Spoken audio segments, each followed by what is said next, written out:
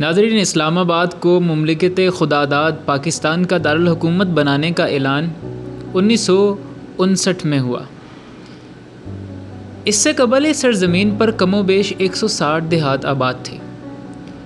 ارض اسلام آباد کا قدیم نام راج شاہی تھا۔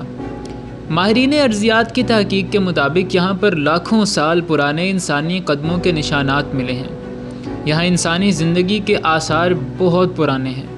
اس تحقیق کی بنیاد وہ فوسلز سے جو دریائے سواں کے ارد گرد کے علاقے مورگا گڑھی شاہاں سواں کیمپ سے ملے ہیں۔ ماہر ارضیات کے مطابق 1928 میں دریائے سواں کے کنارے ایسے اوزاروں کا پتہ چلایا گیا ہے جو پتھر کے بنے ہوئے اوزاروں کے زمانے سے بھی قبل کا زمانہ ہے۔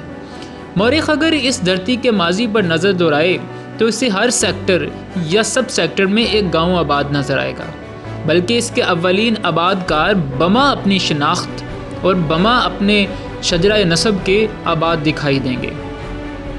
دیہاتوں کے نام کی بجائے تسمیہ بھی اپنی الگ شناخت ظاہر کرتی ہے۔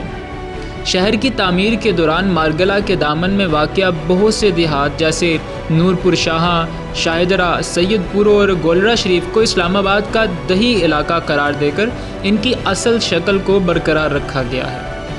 اس دیہی علاقے کا مجموعی رقبہ 38,000 مربع کلومیٹر سے زائد ہے۔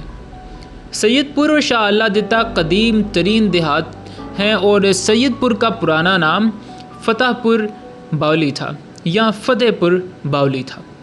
اس سے پہل مغلوں کے ایک بزرگ مرزا فتح بیگ نے 1530 میں آباد کیا تھا۔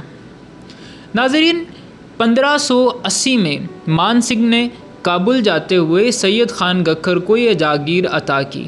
بعد میں سید خان کی مناسبت سے اس کا نام سید پور رکھا گیا۔ سید خان سلطان سارنگ خان کی اولاد میں سے تھے۔ سید پور کو قدیم دور سے بہت اہمیت حاصل رہی ہے۔ 1849 میں یہاں انگریزوں نے سکھوں کو شکست دے کر قبضہ کیا تھا۔ یہاں ہندوؤں کے مشہور استھان رام کنڈ، لچھمن کنڈ اور مندر تھا، جس کے آثار اب بھی موجود ہیں۔ مشرف کے دور میں سید پور کو ماڈل ولیج کا درجہ دے کر اپ گریڈ کیا گیا۔ اس گاؤں میں گکھر برادری کی اکثریت ہے، جبکہ جنجوا، راجپوت، ایوان، مغل، دھنیال، گوجر، منہاس، راجپوت، بٹی اور سید بھی آباد ہیں۔ سید پور سے منسلک قدیمی آبادیوں میں چک، میڑا، بڑ، جھنڈالا وغیرہ شامل ہیں۔ ٹمبا میں پاکستان کی سب سے بڑی مسجد فیصل مسجد قائم ہے، جو کہ F9 کا علاقہ ہے۔ سیکٹر E7 میں ڈھوک جیون نام کی بستی تھی، جسے جیون گوجر نے گجرات سے آ کر آباد کیا تھا۔ سیکٹر G5 میں کٹاریاں گاؤں آباد تھا۔ آج کل یہاں وزارت خارجہ کے دفاتر ہیں۔ کٹاریہ گاؤں کے باشندوں کو سیکٹر I9 کے سامنے راولپنڈی کی حدود میں متبادل جگہ دی گئی، جسے آج کل نیو کٹاریاں کہا جاتا ہے۔ یہ گوجروں کی کٹاریہ گوت سے منسوب ہے۔ چڑیا گھر کے سامنے سیکٹر F6 میں بانیہ نام کی بستی تھی، جس کے اولین آباد گوجروں نے اپنی گوت بانیہ کے نام پر اس کا نام رکھا۔ اسلام آباد میں گوجر قوم کے آباد کردہ بستیوں میں ٹھٹھا گوجراں، جہاری گوجر اور پوسوال، ڈھوک گوجراں وغیرہ شامل ہیں۔ یا 1884 کے مطابق ضلع راولپنڈی کے 109 دیہات کے مالکان گوجر تھے اور 62 دیہات گکھروں کی ملکیت تھے۔ سیکٹر G10 کا پرانا نام ڈٹھا گوجراں تھا۔ شاہ اللہ دتہ اسلام آباد کا قدیم ترین گاؤں تصور کیا جاتا ہے۔ یہ تقریباً 650 سال قدیم گاؤں ہے، جہاں سینکڑوں سال پرانی غاریں قدیم فطری تہذیب اور مذاہب کا پتہ بتلاتی ہیں۔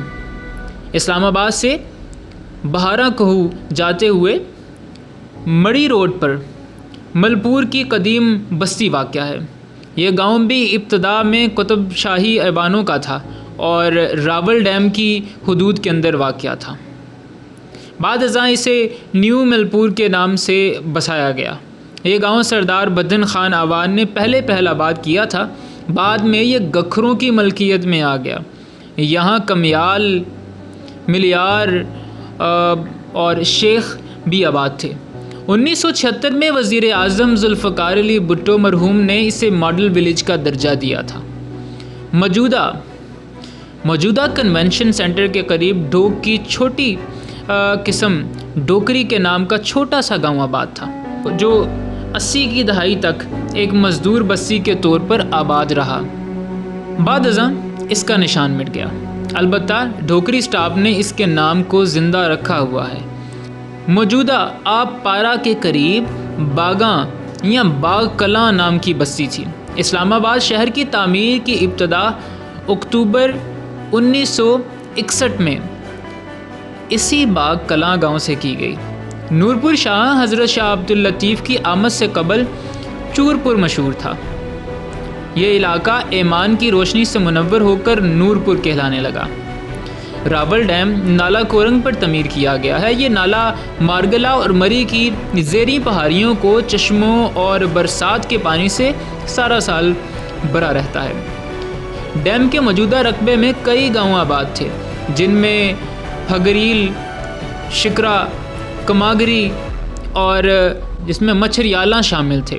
اسلام آباد کی حدود میں مارگلہ ہلز پر کئی دیہات زمانہ قدیم سے آباد ہیں، جن میں تلہاڑ، مولوار سرا، گاہ وغیرہ شامل ہیں۔ فیصل مسجد کی مغرب میں پہاڑوں پر کلنجر نام کی بستی آباد تھی۔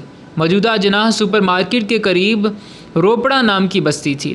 گولرا شیف کے مالکان قطب شاہی آوان تھے اور ان کے اولین آباد کاروں نے اس کا نام رکھا تھا۔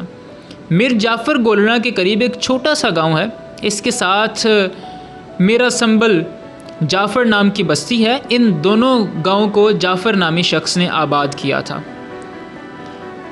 ملک پور عزیزال کو ترکھان قبیلے نے آباد کیا۔ یہاں کوکنیال اور مکنیال لوگ بھی آباد ہیں۔